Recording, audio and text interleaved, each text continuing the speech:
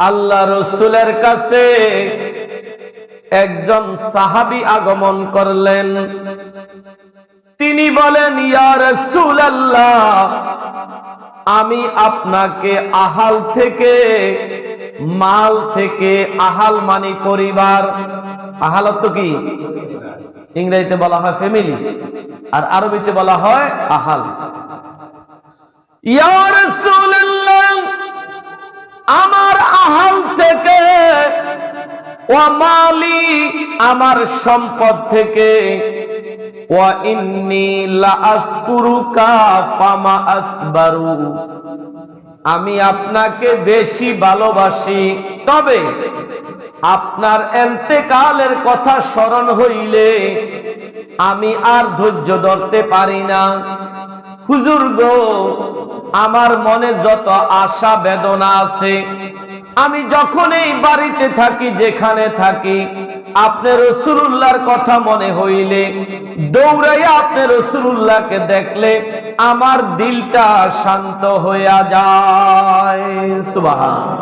কিন্তু আপনি একদিন তো ইন্তেকাল করবেন, কথা খেয়াল করেন, আপনি একদিন তো ইন্তেকাল করবেন।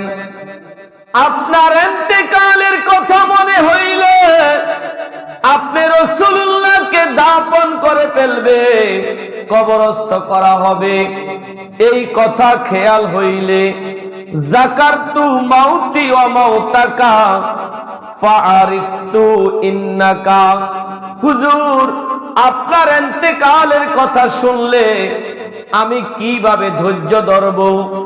আমার মনে যত দুঃখ হয় আপনি রাসূলকে দেখলে শান্ত হইয়া যায়, কিন্তু আপনি ইন্তেকাল করলে আমি তো আপনাকে দেখতে পারবো না।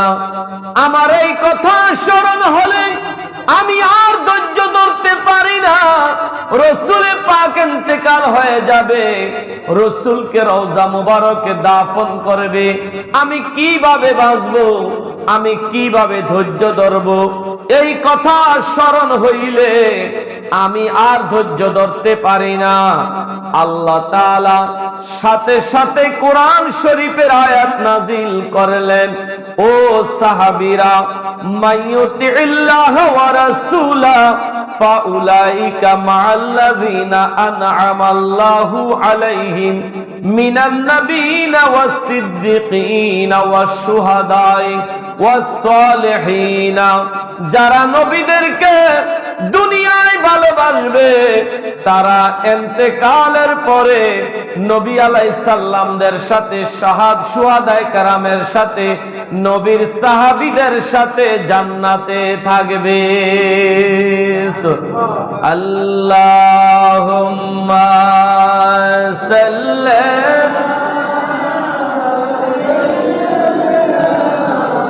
মাওলানা মুহাম্মদ ওয়া আলা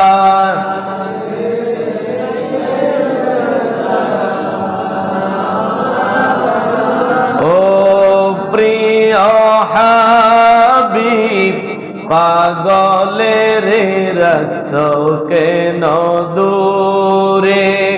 ও প্রিয় হাবিব, পাগলের রাখছো কেন? পাগল ছিল ওয়াজকুরুনি জুব্বা দিলা তারে, আমি পাগল চাই না কিছু, চাই যে তোমারে। ও প্রিয় হাবিব, পাগলের রাখছো কেন দূরে? ও প্রিয় হাবিব, পাগলের রাখছো কেন দূরে? সবাই